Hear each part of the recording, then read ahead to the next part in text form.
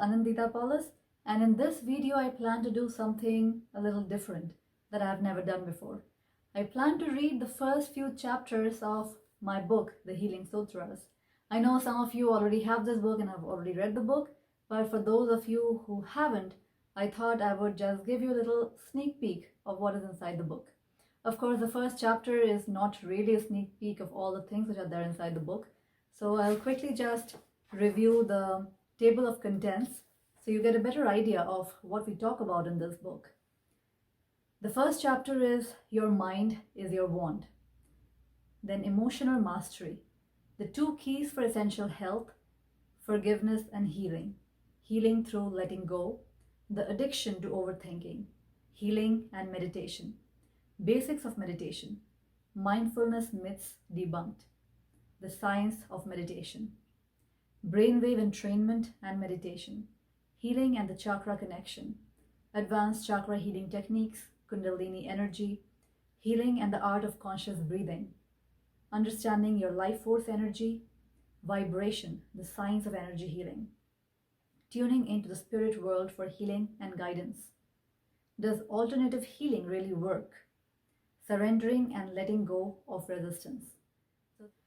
So those were the chapters, and the name, as you can see, kind of highlights the core concept that I discuss, that I talk about in the chapters.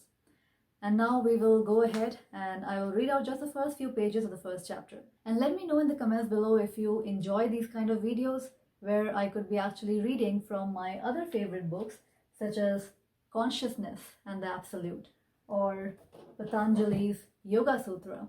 So if you like these kind of videos, I don't mind just highlighting few paragraphs, my favorite paragraphs from some of my favorite books, and making videos on them. Of course, in the past I have made a lot of book review videos and I would continue doing that as well. So this is something different that I'm trying in this video, and let me know if you like it. So the first chapter is Your Mind is Your Wand.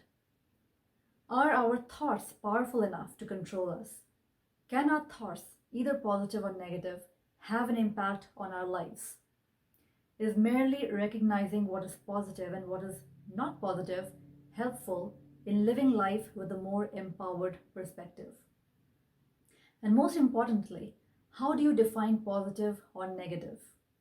Right from wrong, because it seems to vary from person to person.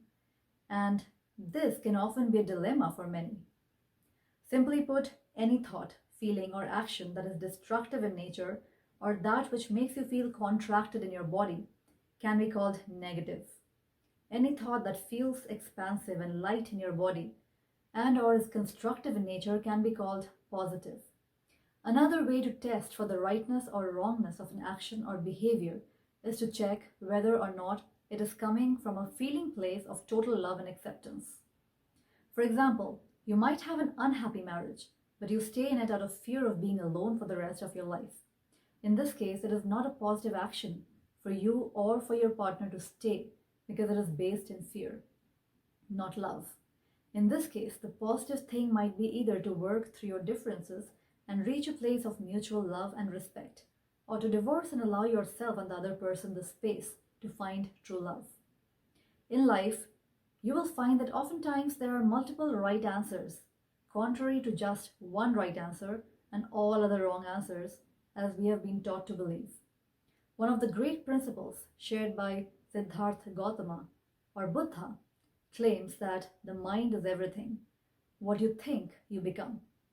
Indeed, our thoughts are capable of controlling us in what courses of action we take and what type of choices and decisions we make. We become not by merely what we think, but we become by how we perceive and understand things. Honestly speaking, pessimism plays an active part in our primal minds. Sometimes it's unavoidable, especially when we have been through painful times before.